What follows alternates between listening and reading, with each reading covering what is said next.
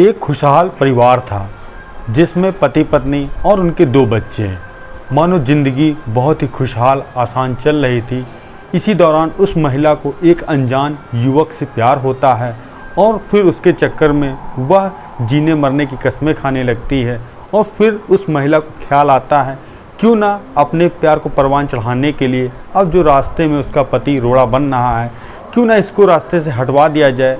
तभी वह महिला उस प्रेमी के साथ मिलकर अपने पति के कत्ल कराने के लिए सोचती है और फिर 3 सुपारी किलर हायर किए जाते हैं और अपने पति के कत्ल की कीमत रखी जाती है 2 लाख और उनको 90,000 रुपये सुपारी किलर को एडवांस दिया जाता है और 1,10,000 रुपये बोला जाता है, जब मेरे पति का कत्ल कर दोगे और उसकी फ़ोटो खींचकर मुझे भेजोगे बाकी की पेमेंट तब की जाएगी। अब सुपारी किलर अपने काम को अंजाम देते हैं और उस महिला के पति का कत्ल करते हैं और उसकी फ़ोटो उसकी पत्नी के मोबाइल पर भेजते हैं, जिसको देखने के बाद जो प्रेमी था वह इतना सहम जाता है, डर जाता है कि वह 2 दिन के बाद वह खुद ही अपने आप को ख़त्म कर लेता है, सुसाइड कर लेता है। और जो पत्नी थी वह कहीं ना कहीं डर रही थी और सहम रही थी।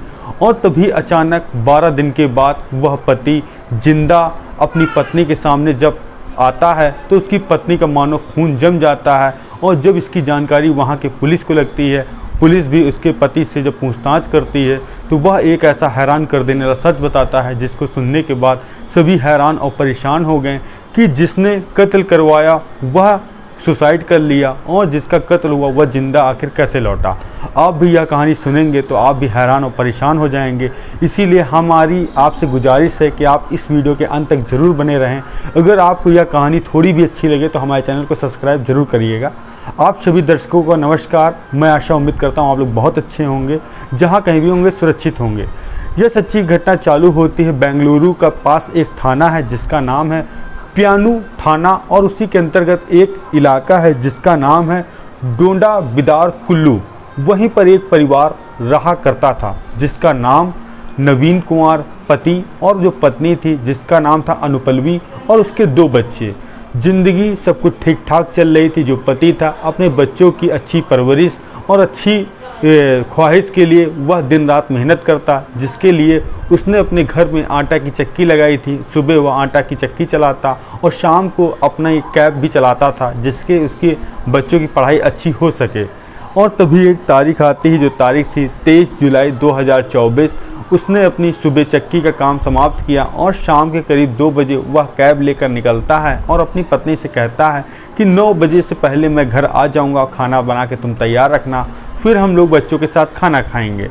अब पति कैब लेकर निकलता है चलाने के लिए और इधर 9 बज चुके थे और 9:30 बजने ही वाले थे। इधर पत्नी परेशान थी, अपने पति का फ़ोन मिलाती है, उसका फ़ोन स्विच ऑफ था।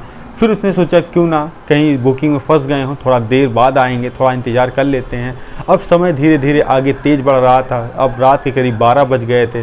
तभी पत्नी और बच्चे अपना अकेले बैठकर खाना खाते हैं, सभी लोगों सो जाते हैं। सुबह बाद तारीख आती है 24 जुलाई और अभी भी पति नहीं आया था। तो पत्नी अपने बच्चों को लेकर आसपास के लोगों से पूछताछ करती है और पता करने की कोशिश करती है कि आखिर उसके पति कहाँ गए हैं, मगर कहीं उसके पति का कोई ठिकाना नहीं मिलता है। इसी तरह 3 से 4 दिन बीत जाते हैं और जो कि पास के इलाके में जो कि नवीन कुमार की बहन रहती थी, तभी वह बात उसको पता चलती है कि उसके भाई कहीं गायब हैं।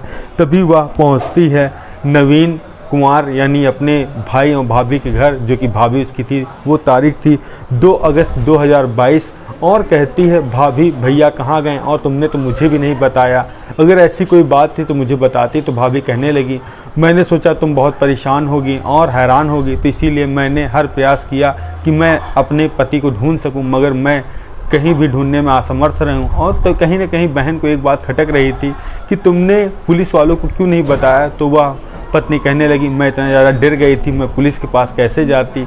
अब बहन और जो नवीन की पत्नी अनुपल्लवी और अपने दोनों बच्चों को लेकर जो वहाँ का पास का थाना था प्यानू थाना, वहाँ पहुँचती है, अपने पति की गुमशुदा की रिपोर्ट दर्ज कराती हैं और पुलिस वालों से कहती है साहब मेरे पति को ढूंढने का प्रयास करिए क्योंकि मेरे बच्चे बहुत रो रहे हैं, बहुत परेशान हैं। और बहन भी तहरीर लिखाती है। अब पुलिस पहले तो पत्नी से उसके पति की फ़ोटो मांगती है और उसके नंबर को खंगाला जाता है, देखा जाता है लास्ट लोकेशन कहाँ है, मगर पुलिस को सभी जगह से असमर्थता प्राप्त हो रही थी। अब पुलिस वाले इधर उधर पूछताछ कर रहे थे, जो उनके मुखबिर थे उनसे भी पूछने का प्रयास कर रहे थे, जो आसपास के थाने थे वहाँ से भी संपर्क साधा जा रहा था, मगर नवीन का कहीं कुछ पता ठिकाना नहीं चल रहा था। अब पुलिस को कहीं ना कहीं ये भी शक था कि आखिर ऐसा तो नहीं कोई पत्नी का हाथ है, मगर पुलिस को भी वहाँ कोई सफलता नहीं मिली। इसी दौरान एक तारीख आती 6 अगस्त 2022 और जो कि समय दोपहर के 2 बजे, और अनुपल्लवी जो कि नवीन की पत्नी और 2 बच्चे और जो उसकी बहन भी उसी दौरान वहाँ घर पे थे। तभी अचानक एक युवक कार से उतरता है अनुपल्लवी के घर पे। जैसे भी कार का दरवाज़ा खोलता है, बच्चे दौड़ते हैं, देखते हैं कि उसके पिता जिनका नाम नवीन कुमार वह आ गए हैं। बच्चे तुरंत आते हैं, फ़ौरन पापा पापा कह के लिपट जाते हैं, पूछते हैं पापा इतने दिन आप कहाँ थे। तभी पिता कहते हैं मैं बेटा बहुत ठीक हूँ, अच्छा हूँ, और बाकी लोग कहाँ हैं। अब जैसे ही नवीन कुमार अपने घर के अंदर आते हैं, जैसे ही दृश्य अब पत्नी उनकी देखती है कि उनका पति जिंदा कैसे, मानो उसके पैरों तले ज़मीन खसक जाती है, उसका खून मानो जम जाता। बहन तो खुश थी, बच्चे भी खुश थे, मगर यह खुशी का ठिकाना उसकी पत्नी के ऊपर नहीं था। अब बहन पूछती कैसे, क्या बात, इतने दिन तक कहाँ रहे, तो वह कहता ठीक मैं बताऊँगा। इसी दौरान पुलिस को पता चल जाता जो नवीन कुमार जो गायब था 12-13 दिन से, वह अचानक घर लौट आया। पुलिस भी आनन फानन में वहाँ आती है और उससे पूछताछ करती है कि तुम आखिर गायब कैसे हुए थे, ऐसा तो नहीं तुमने पुलिस के साथ मजाक किया है, अगर किया है तो तुमने ऐसा क्यों किया। बहुत सारे पुलिस के पास जवाब थे, मगर सवाल कोई भी नहीं था। अब नवीन कुमार को बैठाला जाता है सामने और पुलिस की सारी टीम थी वह उससे पूछताछ करती है, और जो नवीन कुमार एक ऐसा खुलासा बताता जिसको सुनने के बाद पुलिस वाले भी हैरान और परेशान हो गए। आखिर क्या था पूरा मामला, आइए जानते हैं। नवीन कुमार कहता है कि मैं अपनी बच्चों की अच्छी परवरिश के लिए दिन रात मेहनत करता था, और जो मेरी पत्नी जिसका नाम अनुपल्लवी, जिसकी उम्र 26 साल, मैं उसको दिलो जान से बहुत ही ज़्यादा प्यार करता था। मैं काम में इतना ज़्यादा उसमें मगन था कि मैंने अपने परिवार के लिए थोड़ा सा भी टाइम नहीं निकाला। जो मेरी पत्नी है अनुपल्लवी, तभी उसको प्यार होता है एक युवक जिसका नाम हिमावत, वह उसी के साथ सपने सजोने लगती है जीने मरने के लिए, और ज़्यादातर वह घंटों घंटों बात किया करती थी। उसके बाद फिर उसने एक प्लान बनाया, क्यों ना अपने ही पति नवीन कुमार को मैं रास्ते से हटा दूं, जिसके बाद हम लोग खुलकर सामने आ जाएंगे और शादी कर लेंगे, और फिर मैं तुम्हारे साथ ही रहूँगी। इसके लिए जो मेरी पत्नी अनुपल्लवी और जो उसका प्रेमी जिसका नाम हिमावत, वह फिर एक सुपारी क्लियर हायर करता है, और दो उसके साथी होते 3 लोग सुपारी क्लियर होते हैं, और जो मेरे कत्ल का सौदा किया जाता है वह किया जाता है 2 लाख, जिसमें से 90,000 रुपये उन सुपारी क्लियर्स को एडवांस दे दिया जाता है, और जो 1,10,000 की कीमत तब देनी होती है जब काम हो जाने के बाद। और मेरी पत्नी सुपारी क्लियर से कहती है जब मेरे पति का कत्ल करना, जब उसकी फ़ोटो भेजना, बाकी पेमेंट तब करूँगी। इसी दौरान मैं 23 तारीख की दोपहर 2 बजे अपनी कार लेके निकलता हूँ, तभी एक युवक एक मेरी कार बुक करता है, और फिर उसमें अचानक 2 लोग और बैठ जाते हैं। कहते हैं कि मुझे तमिलनाडु के राज्य के पास में चलना है। तभी मैं उनको लेकर जाता हूँ और वो लोग मेरा अपहरण कर लेते हैं, और उसके बाद मेरी एक फ़ोटो खींचते हैं और फिर वह उसको भेज देते हैं पत्नी को, जिसको देखने के बाद वह एक ऐसी भयंकर फ़ोटो थी जिसको देखने के बाद हर कोई कांप जाए, सहम जाए।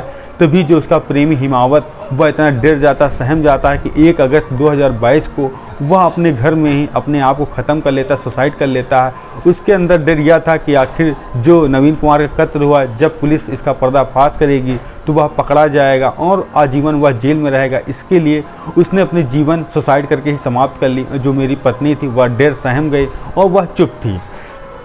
अब पुलिस ने कहा कि वह आदमी जिसका कत्ल हो वह कौन था। तभी पुलिस वालों से उसने कहा कि जो सुपारी क्लियर्स थे जिनका नाम था, एक का नाम था नागा अर्जुन और दूसरे का नाम था नितिन और तीसरे का नाम था अर्जुन, इन तीनों ने मुझे किडनैप कर लिया और मैंने इनसे पूछा कि तुम मुझे मारना क्यों चाहते हो। मैंने सादगी से जवाब दिया।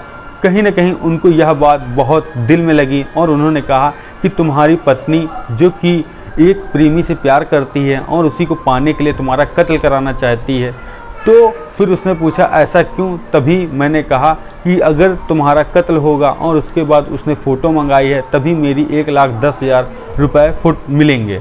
तभी उसने मुझे सड़क पर लिटा दिया। उसके बाद वह कैचअप एक लेके आया जिसके लिए उसने गर्दन पे लगाया और पेट पे लगाया और ऐसी भयंकर फ़ोटो मेरी खींची कि ऐसा लगे कि मेरा कत्ल हो चुका है। जिसके बाद मेरी पत्नी ने सुपारी किलर्स को 1,10,000 रुपये भी दे दिए और फिर हम लोगों जो किडनैपर्स के बीच हम लोगों में काफ़ी दोस्ती हो गई और फिर उन्होंने मुझे कुछ नहीं कहा और साकुशल मुझे यहाँ पर घर पे छोड़ दिया।